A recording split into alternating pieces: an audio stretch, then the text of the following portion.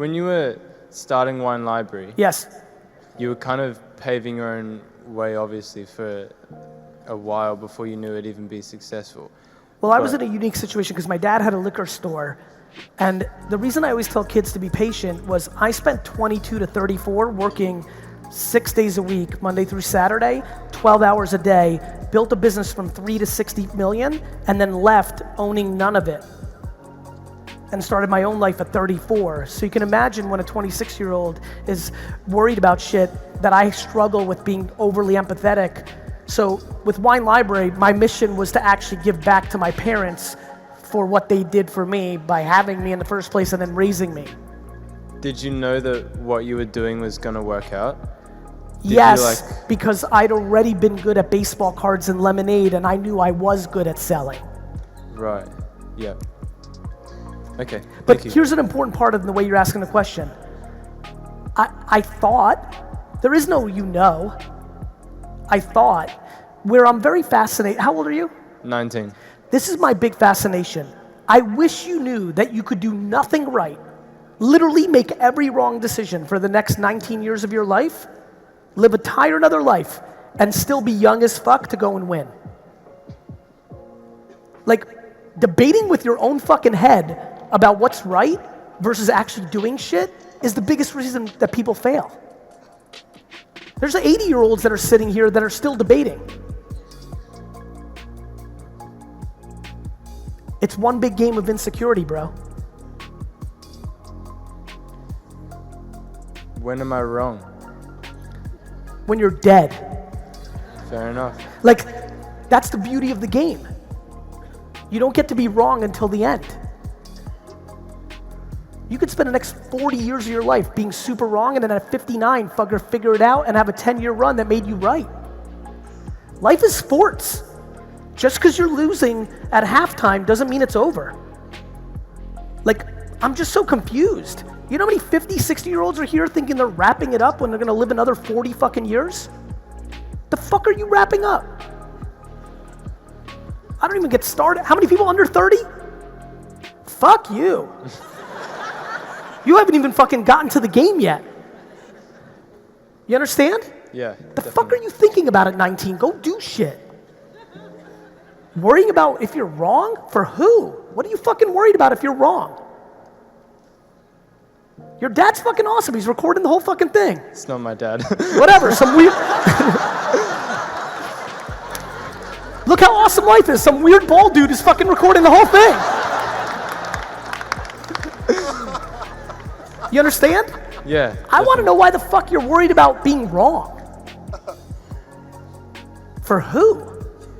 I think I look around and I guess That's already the start of a bad sentence. Yeah, I know. No, really. Don't look around. But I wonder though, like, what am I doing wrong if so many people my age They're are fucking already full of succeeding? shit, bro. They're better at acting than you are. But if they're actually making money, how are they faking it? Fuck money, bro.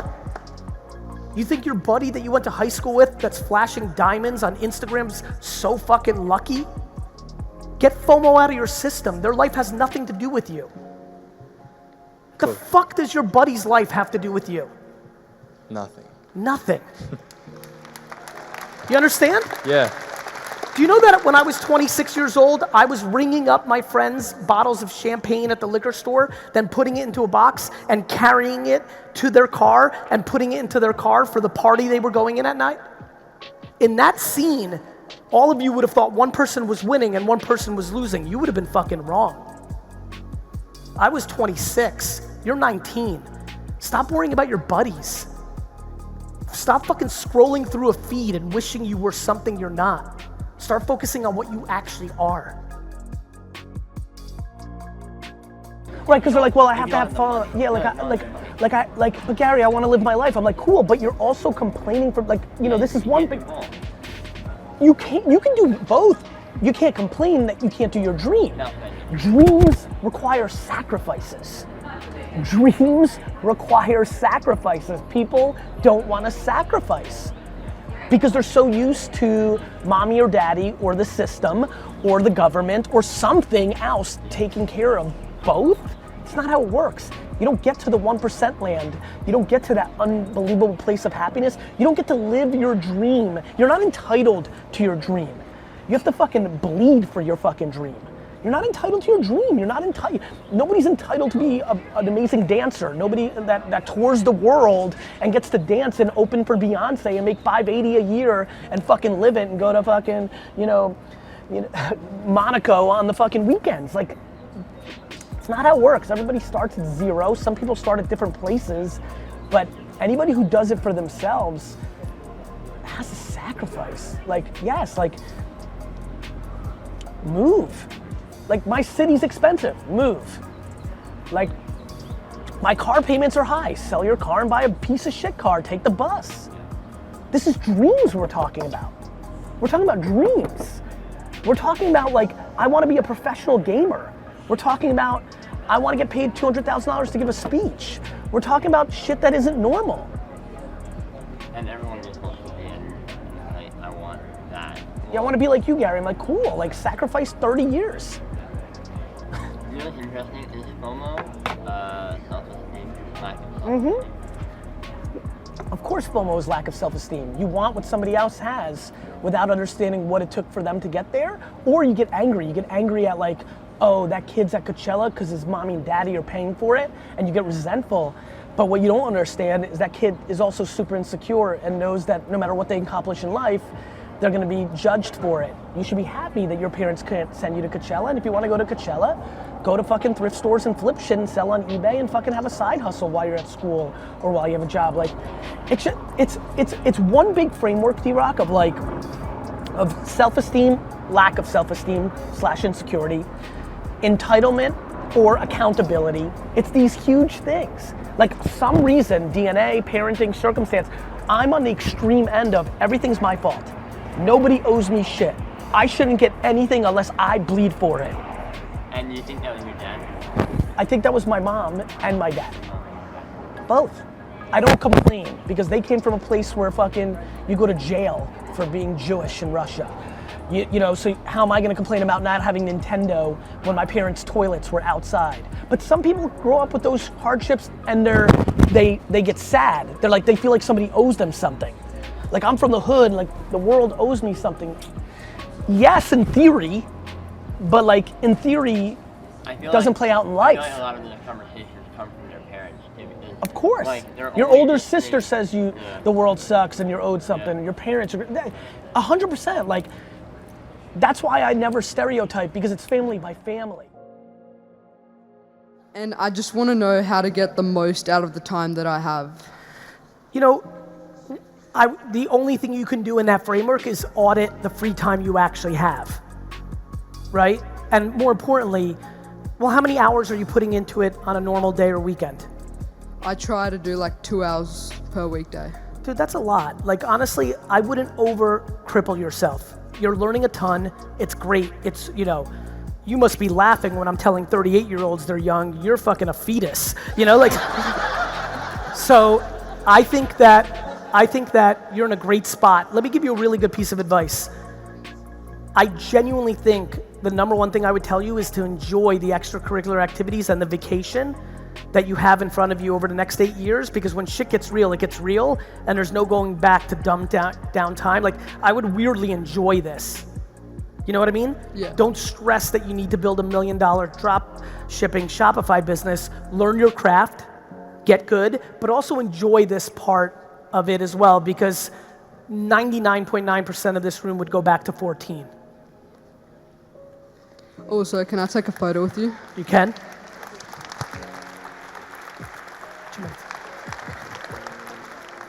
Oh, how are you? Hey, good, Gary. How you doing, man? Good. Your son's awesome. Yes. Good job, Peter. Nice hair. Gary, right. my name is Julio De La Fitte. I have had an incredible journey. I made a lot of money very early, able to build great things, work with amazing people. And I knew nothing about you, nothing, until 2 months ago. Okay. I have quite a few people here that are my friends, and they said, Jules, you've got to come and meet Gary. Okay. So I did. Thank you. Man, your philosophy is unreal. Thank you, Jules. The philosophy that you're bringing, like this is I can see the consistency. You started the thing saying, I am consistent as fuck. I am. I love it. Now, so I'm in my early 50s. Okay. Cool. I made a lot of money in the old world. Okay. I have no idea of the new world. The good news is it maps very similarly. All you have to do is get educated on commodity information. The skill sets are the same. You just have to understand the new framework, and that information is free and it's a commodity. How do is there a place I can go to really fast track that learning? Yes. First of all, fuck fast track. Okay, fuck that. But there's definitely a place. You can write it down. You ready? Yep. I'll spell it. Go. G-O-O-G-L-E.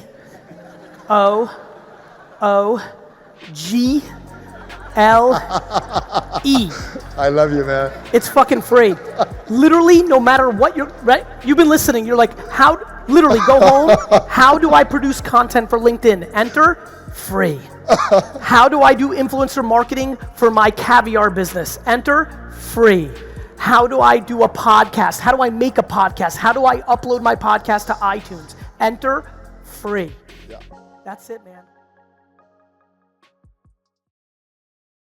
And the number one thing I learned, and this is very interesting to me, I'm gonna tell you a story I don't tell a lot. When I was a little kid in Edison, New Jersey, when grandparents came over, I would go play with the grandparents a lot. Maybe it was because I lost 3 of my 4 grandparents as a kid, but even as I get goosebumps right here on stage, it's because I think I've always been filled with a lot of wisdom and old soul. It's just DNA. It's nothing I did, it's just been in me. But I was always gravitating towards old people my whole life. I mean really old. You know, I'm 7, 8 years old, I see an 80-year-old, I run over, sit next to them and talk. My whole life, I loved it. My whole life. And the number one thing I learned in the first 20 years of my life, spending more time with old people than most kids, is the biggest thing I fear is regret. Regret is scary. Resentment is very scary. The biggest reason I push kids to do what they want versus what their parents want is because I'd rather them and their parents have 5 or 6 or 7 years of bad than 80. Because it gets very ugly when you're 60 and they're 80 and you lived your life based on what they wanted and now you resent them. It gets real ugly real fast. I would rather you have the pain for the next 5 or 6 years of fighting and then have one of 2 things happen, which I think both are amazing. Number 1, you were right. You were right, and you are an amazing fashion designer, not an engineer, and you built a real company, and your parents are gonna be very, very proud. Or, you were wrong. You suck at fashion design. Nobody liked it. But at least for yourself, you never have to live the rest of your life asking yourself, what if? You win both ways. You live in a culture, I know, I watch. You live in a culture with a lot of expectations. You live in a culture where parents treat their kids as a property that indicates who they are. So does most of the world. This is not a Southeast Asia thing. This is not a Indonesia thing. This is a world thing. Parents are insecure too. And they like their kids closing their gap. We have to start talking about this. Because now that it costs $0 to start a Spotify podcast, now that you can do that at 9 p.m., now there's nothing left. In 1974, not having money and time was an excuse. In 2019, it is not. And so the only thing left is this. Not this, this. And so I come here today begging, not pleading, not asking, begging you to look yourself in the mirror tonight and ask yourself if you're happy. And people always say, I don't know what my passion is. I don't know what I would do. Yes, you do. You do. You just don't think it would work. You think it's too small. You think it's too silly. You think people would judge you. You know. You're just scared to say it. You know exactly what you would do if you could do it every minute of your life. You may not right now, as I'm saying this, you're like, no, I don't. Gary, I don't. It's because you haven't even allowed yourself to look. What I'm interested in is, did you understand what I was saying here today and do something about it? Or do you do what so many people do? Do you know what I watch every day? I watch people see a video clip of mine on Instagram or YouTube or Facebook or what have you, leave a comment that was the clip that was changed their life, right? It feels very nice. Oh my God, this just changed my life, I'm gonna do it. But I'm weird. You know what I do? I follow them. And sometimes, especially on trips like this, when I'm in the air for 24 fucking hours, I will go and look and see 6 months, 9 months, a year later, if they did anything about it. And 99% don't. There's a lot of people in this room right now that said, this is it, I'm going to. I see you. And then in 2.5 weeks, all the energy is gonna be gone. And I spend every day thinking about that. One of the biggest reasons I produce so much content is I used to speak a lot, but then there wasn't as much content. So I thought, okay, maybe if I put out content 8 times a day, it can get them going. I've come to learn, and I very much believe this, I was gifted and parented very well that allowed me to actually not care about other people's opinions. I respect them. I never think I'm always right. This is not about thinking you're right. This is not about me being delusional or audacious. This is me understanding that if you judge me, you don't have all the context. You don't know me. So how do I know you? I don't. Even the person closest to you, a spouse, a parent, they don't know. Nobody knows. So why would you take somebody else's opinion over your own? Please, my friends, don't live a life that gets you to 80, 90, 100 years old where you're sitting there and saying, I wish I did, I wonder if I did. Nobody at 90 years old, go find your oldest relative and go take them out to lunch and ask them, just like this, talk to me about life. They will not talk to you about what they did. They will talk to you about what they did not do. They will talk to you about what they wish they did. Don't wish. They had an excuse, your grandparents, your great-grandparents. It wasn't practical. You couldn't do what we can do. This didn't exist. Oh. This did not exist. Please take advantage. Please take advantage of this existing. This is the greatest era to be alive. It is. There's plenty going on in the world, plenty going on in my country, plenty going on in the world. But when you look at the macro data, this is the greatest time to be alive, and you happen to be living in a great place for my thesis. You live in a place where this country lives its life here. And the cost for you to enter it and do something for yourself and your family, $0. I do not want to hear that you don't have money. I don't want to hear that somebody else is further along, because nobody else's life matters. This is an inside game. Inside. Close your eyes for 5 years. Not how are you doing in 5 days, not how you're doing in 5 months, 5 years. I come back here in 5 years, or I see you in an airport in 5 years, and you say, every day I made 5 pieces of content and I went nowhere, I would say 2 things. Number 1, I'm proud of you, that was a long time. Number 2, you clearly suck, because if you're putting out things for 5 years and nobody gives a shit, your stuff sucks. Please, I hope, Jakarta, you heard me today. Everything on the platforms, you know. You know which ones people use, you use them, your friends use them. You don't need that information. What you do need to do is take a step back, and don't think that video and pictures are the only way. I do think audio and written word for a lot of people here matters. By the amount of hands that went up for entrepreneurship, I think a lot of people here have to look themselves in the mirror and ask who they really are. Are you self-aware about your skills? But leaning into what you're interested in and producing content has never been more practical. And I implore you to take advantage of this very special time, because you have one life, you might as well live it. Thank you. Thank you.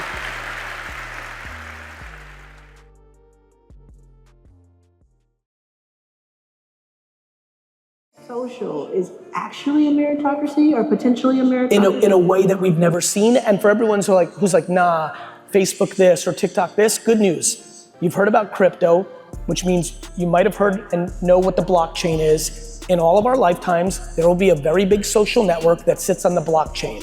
What that will mean is that nobody owns it. Not Facebook, not TikTok, not China, not America. So within the next 15 years, the Facebook or TikTok of the day will be on the blockchain, and then it's gonna take away all your excuses. It will be the ultimate meritocracy, and I love that, because the reason I love sports is the reason I love business. Sports is the ultimate meritocracy. It's the ultimate. You could talk all you want about how good you are in tennis. If you lose 6-0, if you talk all about how good you are in basketball, you lose 11-0 one-on-one, there's no hiding. Even entrepreneurship, there's hiding, because people say, I exited my business. Yeah, underwater, you know? Most of the world is not meritocracy, right? When someone gets fired from a job and they come home and they tell all their friends and family, my boss was a jerk, that's why I got fired, we all believe them. We don't know that they sucked. They're our friends and family. We're like, yeah, fuck that guy, right?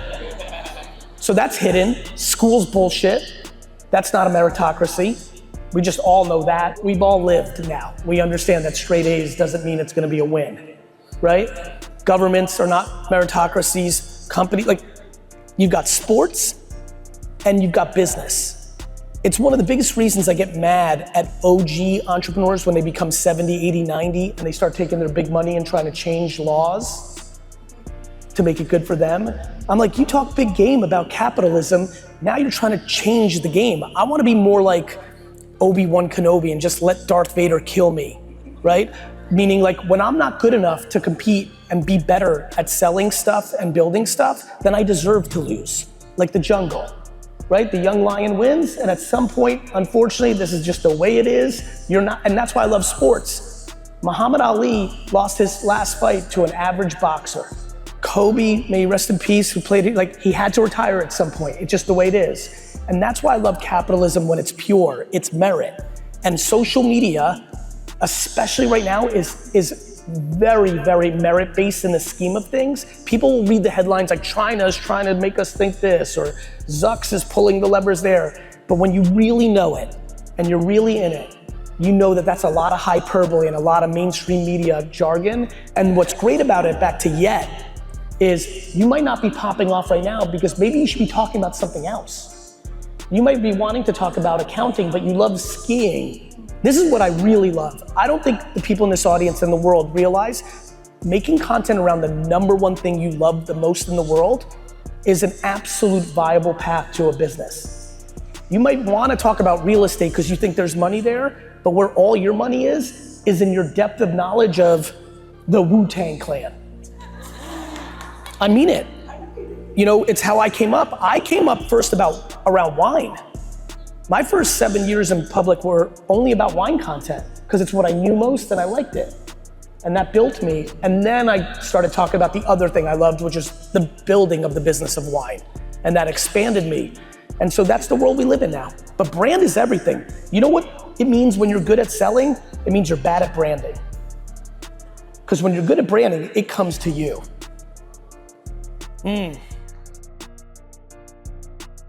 Describe a little bit about what happens inside your head on a day-to-day basis. A lot. It's fucking crazy in here. I think gratitude is the first thing that comes. I think the reason I'm able to deal with a lot of chaos is I think I have my chaos in perspective. So the reason, and that was very sweet of you, but like the reason it's important to me to say what's up or give a hug or talk for a quick second and meet and greet or say hello to everybody is, I think humility is incredibly underused by people who've been fortunate. I am aware of what I've accomplished professionally. I also don't believe that that makes me better than. I'm proud of it. I'm glad I'm a good entrepreneur. I'm glad that I'm a good communicator. I'm glad that I put out positivity in the world at scale in a world where very few people have the courage to do that because it comes along with a lot of baggage. I'm proud of all those things, but none of that makes me think that my time is more important than someone else's. And I'm also in a place now where I'm like, my gosh, I am so blessed that people actually want to have a minute with me, think it's cool to say what's up, want a picture to send to their friend that thinks I'm cool. I'm humbled by it, and I struggle to not deliver for another human being on that variable, even though I have all these other things going on. And so for me, I think it's very attractive and very important that if you have love and kindness in your body, to execute on that at every turn, and I focus on that. The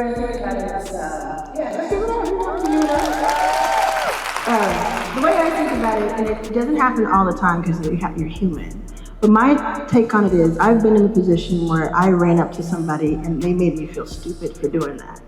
And I never want to make somebody feel stupid or wrong for saying hi to me. So I try to give everything. That moment is theirs. The people around me that are closest to me are even frustrated with me at times because they feel for me, because they know what's actually happening in this nanosecond. I just still have not been able to figure out how not to disappoint in that scenario. And so, look, I think for all of us, no matter what you're doing, parent, principal, project manager, entrepreneur, my big thing is like, if you just try to actually do good, there's just a lot of value in that. And I think at the end of the day, it's important, and I try to do the best I can on it. One of the things I think a lot about is all of the communication and systems and infrastructures that are around the world, and I mean at the highest levels, religion and countries, and I struggle with people finding ways to not love each other. Even the thing that I'm most worried about right now, which is as if we haven't found enough things to be different with, now we're making generations not like each other. We're teaching Gen Z to be mad at boomers, and so to answer your question, for me, I'm always in the business of yes and or maybe, in a world where I think a lot of people are in the business of no. Yeah. And so when I was at an event and we get to meet for the first time, and I'm intuitive and I feel this amazing energy and hunger, I'm an entrepreneur, I'm ambitious, I'm competitive. What does this say? You see that? What's it say? Stay hungry, not thirsty. Look, I don't think anyone here is confused by your ambitious, your drive, and I'm very attracted to that. And I think because I was parented well in the circumstances of how I live life, when we met, I was very excited about the maybe, and I kind of look at anyone that I admire their energy as a possible new friend. I focus on that. And then you delivered on that intuition for me, meaning I like the way you move, meaning I like that you are very focused, you try to deliver on the things you say. You, like any human being in this audience, and the two of us up here, when you're met with the inability to deliver on something, or a struggle, or a left turn, I think you focus on accountability and just moving forward, and so.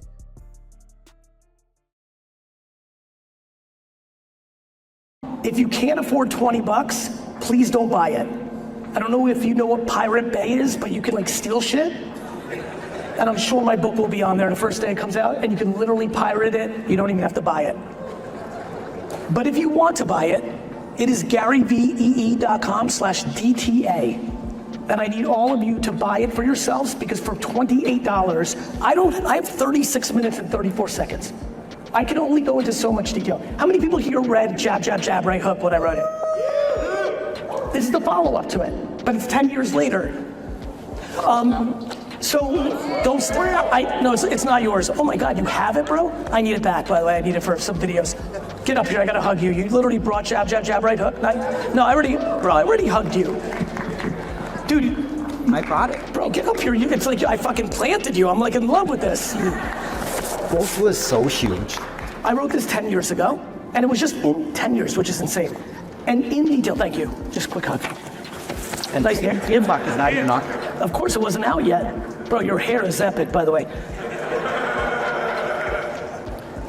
I wrote that 10 years ago, and the book that I just showed you, Day Trading Attention, was originally called Jab, Jab, Jab, Left Hook. The reason I wrote it is the reason I came to talk to you today. Everything has changed, and now there's details again. Most of you, how many people feel like they gave social media a real try, but it didn't work for them? Raise your hands, please. Good news, I gave basketball a real try. But I'm not in the fucking NBA. The reason everybody who just raised their hand that they feel good that they gave it a real try and it didn't work, I have great news for you. It meant that you suck. Because it works. It means it didn't work for you because you're not good enough. But the good thing about anything in life is just because you weren't good enough about it yesterday, you do have the potential to be good tomorrow. Me and this very handsome, oh, who clapped for that? I agree with that shit. Yes, right? Is it Alex? I'm bad with it. Was Alex? I nailed it.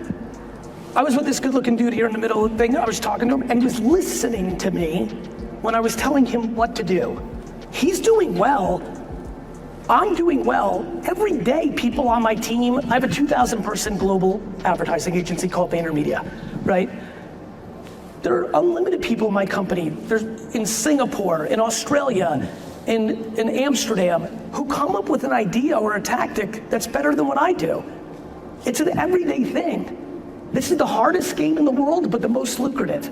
Being great at videos, pictures, and written words to get through and break through the competition of everybody else trying to get that attention for free is the hardest, but it is wildly lucrative. And what I'm trying to tell all of you is the dirty little secret is most people aren't going after it.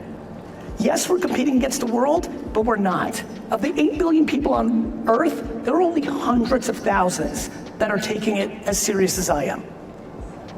And of those 100,000s, a lot of them aren't even actually, as a human being, have the natural talent to really maximize. They struggle with their communication. As a matter of fact, a lot of people shouldn't be doing video, but should be writing. A lot of people should be doing pictures or hiring an animation studio and doing cartoons. There's a million different ways to do it. This is about self-awareness of who you are and how you communicate. But let me be very frank with you. Social media marketing organically, posting organically, is now the single most important thing to do for every business on earth. And it's crazy, right? Like I get it, like trust me, I work with the biggest brands in the world, Pepsi, Gillette, Fanatics, they don't want to hear from me. They want to do TV, they want to fucking do sponsorships, like they don't want to hear it. And all of y'all, I know that a lot of you have tried it. But I'm telling you, just like doing a proper push-up will get you more muscles than doing a bullshit push-up. Just like doing a proper fucking squat versus mailing it in and doing it wrong.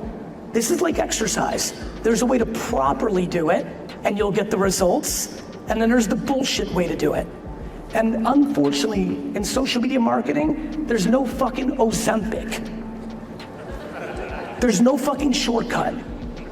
You can't take a pill and lose 40 pounds. You have to actually get good at it. Here's the thing that I'm most worried about and most excited about. They're the same.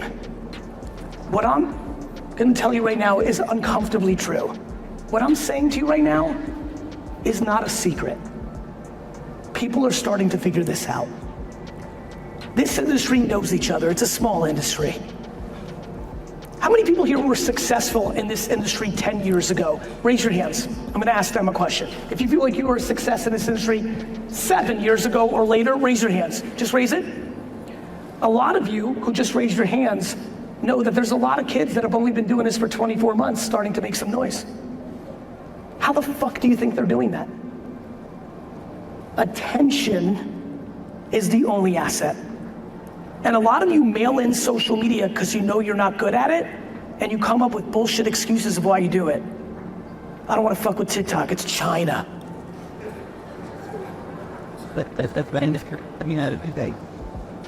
We come up with excuses on things that are hard that are good for us. It's the same reason I made excuses about going to the gym for the first 38 years of my life. I didn't have time for it. I'm way busier than I was 10 years ago. I have plenty of time for it.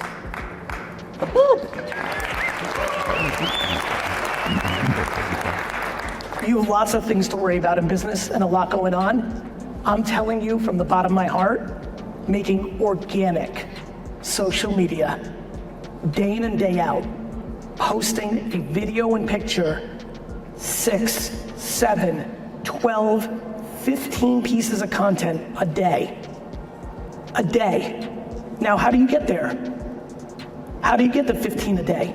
You get there 15 a day by making a video and slightly tweaking it different for TikTok than you do for YouTube Shorts than you do for Instagram.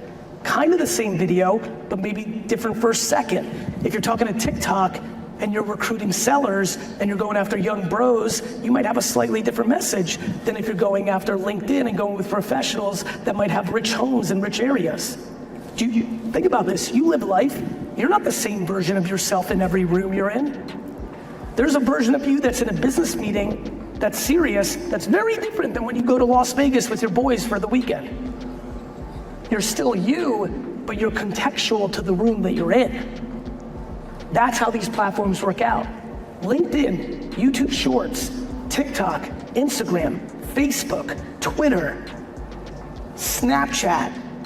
These are all underpriced attention platforms that all of you can grow on and grow your business. The fact that you don't have to put in 3-4 years to get somewhat of a following and you can do it on one post is intoxicating. But nobody will get any views in this room if they don't know how to do it. Let's go into how to do it. First and foremost, I'm shocked that anyone's confused by what I'm about to say, but I say it every day because this is what I do for a living. If your shit's not tight in the first second or two, you're dead. I'm gonna put this down, like you guys all know, this is it. So what the fuck are you waiting 19 seconds to say something that someone would give a fuck about? This is craft, this is marketing, this is copywriting. A lot of you, because I looked at SolarCon hashtag, some of you are trying to do it, I see it. But a lot of you aren't putting any effort into your copy that supports your videos. You're mailing in the copy. The video you put effort on, but all that real estate of the copy that supports the video, not proper. A lot of you don't even have your proper websites or your phone numbers or your data on your accounts when someone discovers you by accident to know how to even do business with you. These are principles, these are details. The other thing that I want to talk about is why so many people are video blogging and doing podcasts now. It's a cheat code for making content. It's hard to just wake up and just make content. The reason you do podcasts or your video, or you go, by the way, one of the biggest reasons I still publicly speak is for the content. Because I'm operating all day. There's nothing, I'm in it. I'm in 12 hours of meetings that I can't film. It's information that's not mine to share. You've got to find ways to put yourself in positions to make content. For years, I did tiny podcasts. 1, because I was putting people on, and 2, because I just needed content. Anybody here can get on a podcast. It may have 7 listeners, because you're early in your journey and so are they, but it's still an opportunity for you to make content. They're still gonna ask you questions and you're still gonna answer them, and you still can chop it up and make content. My friends, very quickly here, especially with the advancements of AI and what that's gonna do for the amount of content that comes out over the next decade, everyone in this room, everyone in this amazing city, everyone in this state, everyone in this country, and everybody in this world over the next 10 years is gonna realize this is the only thing. Everybody is a vulnerable player in whatever they do if they don't build brand, because somebody with brand is gonna come along and take their shit. Period. Yeah. Woo, good. Couple things, real talk. You don't need to be in the content. You don't want to be in the content? Cool. You really don't have to. There's a reason Geico has lizards. Maybe you make a mascot for your shit. I'm serious, right? Maybe you hire, maybe somebody in your organization, look, a lot of us have loser sister-in-laws, but maybe she's got a ton of charisma and she could be good on camera for you. Brother-in-laws, brothers, sisters, uncles, there's nobody here who doesn't have a schlemieli relative. And so maybe you bring them into the fold. Maybe some of your employees, like I have it, are family and you feel comfortable making them the face. It's all good. Maybe with the way that technology is working is you do film it, but then you do AI avatars to cover who you are. Or maybe you realize what I've been doing for the last 15 years. How many people here have a good sense of who I am and consume my content? Raise your hands. Thank you. What all of you know is there are very few humans over the last 15 years that have put out more content on the internet than me. What you also know is I don't share shit about my personal life. Right. A lot of people come up to me like, Gary, I don't want to do this. I don't want people in my business. I'm like, good news. You don't give it to them, they don't have it. You're in control. So all the excuses that people are going to come up with why not or not, there's an answer for it. What I'm scared about is, unlike 10 years ago when I was doing this, there was still time. I do believe that we're now within striking distance of the walls closing in, and I think a lot of you are gonna lose a lot of business by not doing it. I really believe that. And that sucks. I don't know how else to say it. As an entrepreneur, and I'm really an entrepreneur's entrepreneur, I fuck with so many of you so heavy you couldn't imagine. It sucks to go hard from the dirt and build up your shit, and then get outflanked on strategy and lose your shit.